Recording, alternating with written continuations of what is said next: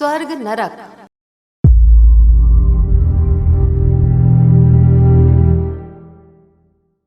ईश्वर बड़ा दयालु है। उसने प्राणियों को भरपूर स्वतंत्रता दी है कि वे इच्छापूर्वक कार्य करते हुए सच्चित आनंद की प्राप्ति करें।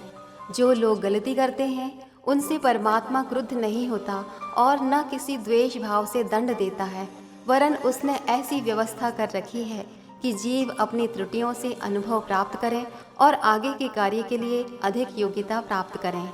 स्वर्ग नरक की रचना इसी दृष्टिकोण से की गई है। न्यायमूर्ति जज किसी को जेल खाने में बुरी नीयत से नहीं भेजते। उनकी हार्दिक इच्छा ये होती है कि वो आदमी त्रुटियों का परिणाम अनुभव करे और इससे शिक्षा ग्रहण करके भावी जीवन को उत्तमता से बिताने का प्रयत्न करे। मृत्यु के उपरांत जीव को स्वर्ग या नरक प्राप्त होता है, इस बात को संसार के समस्त धर्म एक स्वर से स्वीकार करते हैं। इसमें कोई संदेह की बात नहीं है। निश्चय ही हमें मृत्यु और पूर्व जन्म के बीच में स्वर्ग नरक का अनुभव प्राप्त करना पड़ता है। परमात्मा की इच्छा है कि इस व्यवस्था द्वारा पूर्व त्रुटियों का संशोधन हो जाए और भावी जीवन का मार्ग निरापद बन जाए। 3 वर्ष या जितना समय जीव को परलोक में ठहरने के लिए अदृश्य चेतना आवश्यक समझती है, उसका पहला 1/3 भाग निद्रा में व्यतीत होता है, क्योंकि पूर्व जन्म के परिश्रम की उस काल में इतनी थकान होती है कि प्राणी इस समय अचेतन सा हो जाता है। इस समय वो दंड शिक्षा का कुछ अनुभव उसी प्रकार नहीं कर सकता जैसे कि क्लोरोफॉर्म सुंघाकर बेहोश किया हुआ रोगी अपने शरीर की चीर फाड़ का अनुभव नहीं करता। प्रारंभिक 1/3 भाग बीत जाने पर जीव स्वस्थ होकर जागृत होता है और पीछे के कार्यक्रम पर ध्यान देता है। तीसरी तिहाई में वो अपने पिछले जीवन पर ध्यान देता है। सारे बुरे भले कर्मों के परत उसकी चेतना के साथ बड़ी मजबूती के साथ चिपके हुए होते हैं। ये परत एक एक करके खुलते हैं, तब तक उनके कर्मों के बीज पक चुके होते हैं और वे फल के रूप में उपस्थित होते हैं। इस समय वे केवल स्मरण मात्र ही नहीं होते, वरन अपना एक फल साथ लाते हैं। जीवन में हम जो कुछ बुरे भले काम करते हैं, साधारण तौर से कुछ दिन बाद उन्हें भूल जाते हैं, किंतु साक्षी रूप आत्मा जो अंतःकरण में बैठा हुआ है उन सब बातों को नोट करता है। मान लीजिए आपने चोरी की। चोरी करते समय अंतरात्मा धिक्कारती है, पर हम उसे नहीं सुनते और चोरी कर डालते हैं। किसी ने उस चोरी को देख नहीं पाया, तदनुसार प्रत्यक्ष रूप से कुछ दंड न मिला। आत्मा के क्षेत्र में वो काम बीज रूप से उसी प्रकार बो जाते हैं जैसे खेत में गेहूं।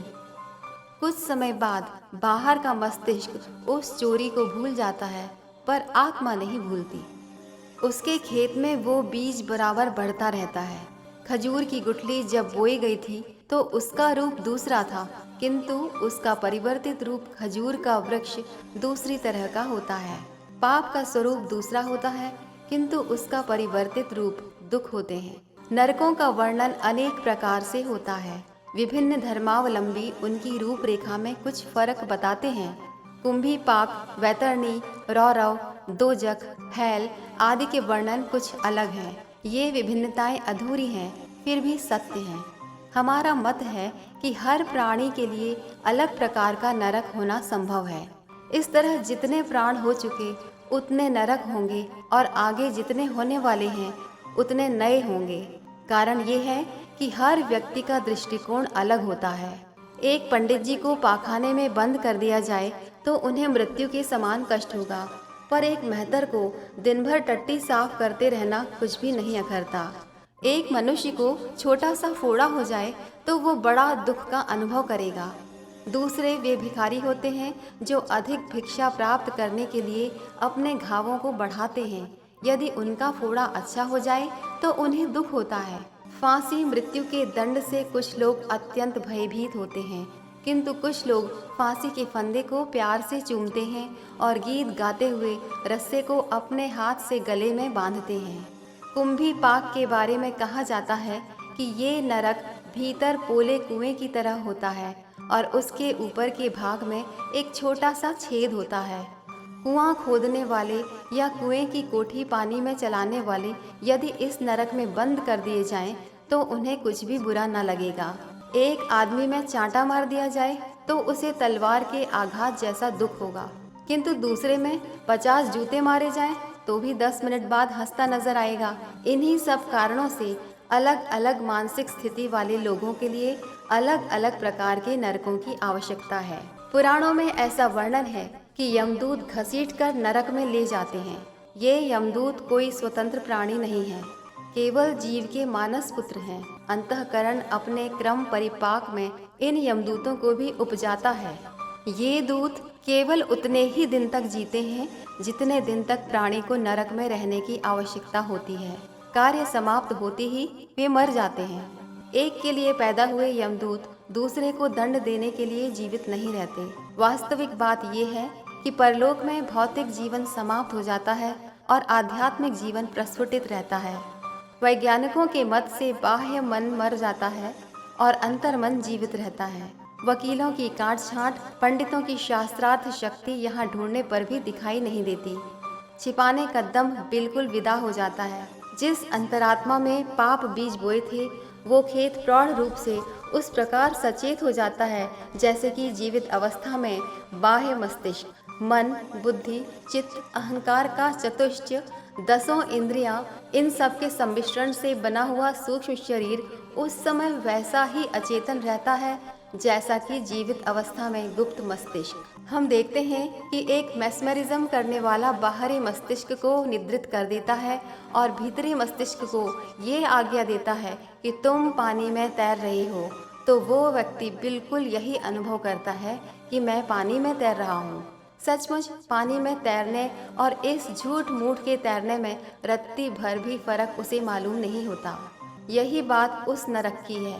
उस नरक की उन यमदूतों की कोई अलग सत्ता नहीं होती और न परलोक में कोई अलग न्यायाधीश, जज, मुंशी, पेशकार बैठते हैं। प्रतिदिन अरबों खरबों जीव मरते हैं।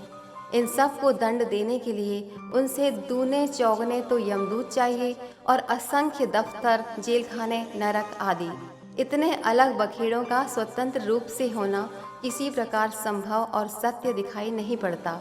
बेशक हर व्यक्ति के लिए अलग अलग नरक हो सकते हैं, क्योंकि वो उसके साथ पैदा होते हैं और नष्ट हो जाते हैं।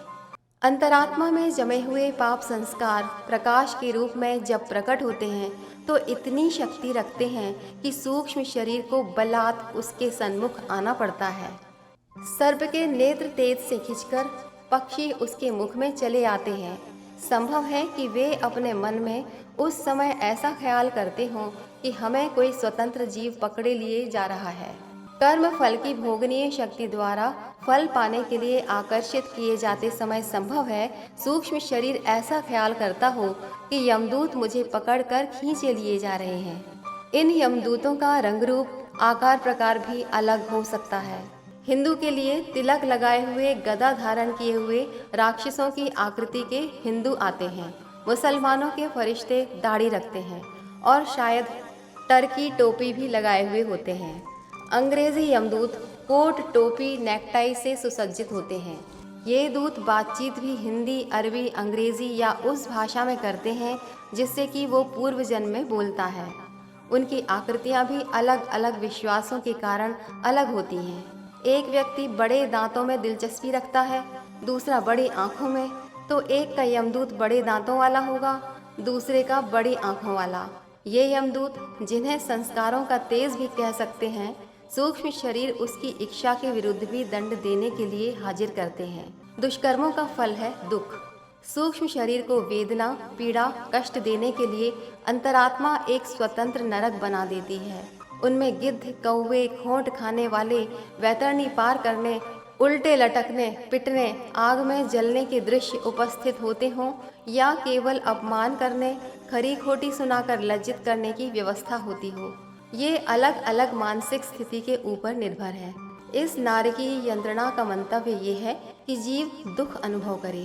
पाप कर्म और उनके फल, इन दोनों को साथ साथ देखकर वो ये समझ ले कि इसका ये फल होता है।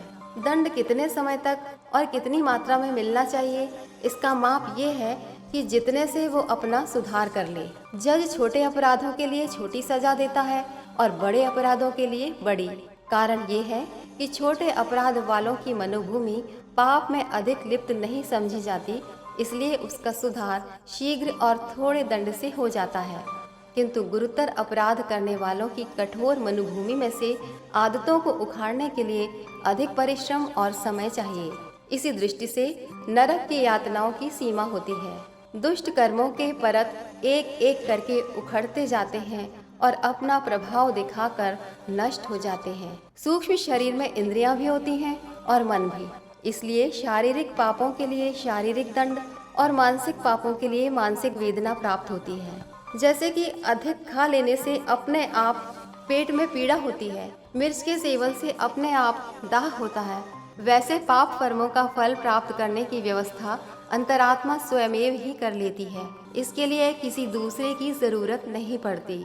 जो पाप प्रकट हो जाते हैं उनका फल तो प्रायः जीवित अवस्था में ही मिल जाता है, किंतु जो पाप भुगत नहीं पाते उनको परलोक में भुगतना पड़ता है। प्रभु ने ऐसी व्यवस्था की है कि नवीन जन्म धारण करने से पूर्व ही जीव अपने पिछले अधिकांश पापों को भुगत ले और अगले जन्म के लिए पवित्र होकर जाए, ताकि अगला जीवन इन पाप भारों के दुष्परिणाम से मुक्त हो। सेनापति अपने घायल सिपाहियों को तब तक अस्पताल में रखता है जब तक उसके घाव भर न जाएं, क्योंकि यदि घायल को ही पुनः युद्ध में भेज दिया जाए तो वो सेनापति का उद्देश्य पूरा न कर सकेगा। उसके लिए हथियार चलाना तो अलग रहा, अपने घावों की कराह से ही फुर्सत न मिलेगी। इसलिए कुछ विशेष अवस्थाओं को छोड़कर, जिनका वर्णन पुनर्जन्म अध्याय में होगा, प्रायः सारे पाप परलोक में भुगते जाते हैं और जीव निर्मल बन जाता है। नरक का केवल इतना ही लाभ नहीं है कि पाप क्षीण हो जाएं, वरन ये भी उद्देश्य है कि आगे के लिए बुरी आदतें छूट जाएं और गलती के परिणाम का स्मरण रहे। चोरी करते समय चोरों के कंठ सूख जाते हैं, दुराचारियों के पांव कांपने लगते हैं, हत्यारों की धुकधुकी चलने लगती है। ये पूर्व जन्मों में प्राप्त हुए दंडों का सूक्ष्म स्मरण है। पर हाय, लोग उस आंतरिक आवाज को बिल्कुल भुला देते हैं और फिर उसी पाप के पैशाचिक फंदे में फंस जाते हैं। पुस्तक मरने के बाद हमारा क्या होता है, लेखक पंडित श्री राम शर्मा आचार्य। अगर आपको हमारी ये वीडियो पसंद आई हो तो इसको लाइक करें, कमेंट और शेयर ज़रूर करें और हमारे YouTube चैनल ऋषि चिंतन को सब्सक्राइब भी कर लें। साथ ही बेल आइकन को भी दबाएं ताकि आपको आने वाली वीडियोस की नोटिफिकेशंस मिलती रहे। धन्यवाद।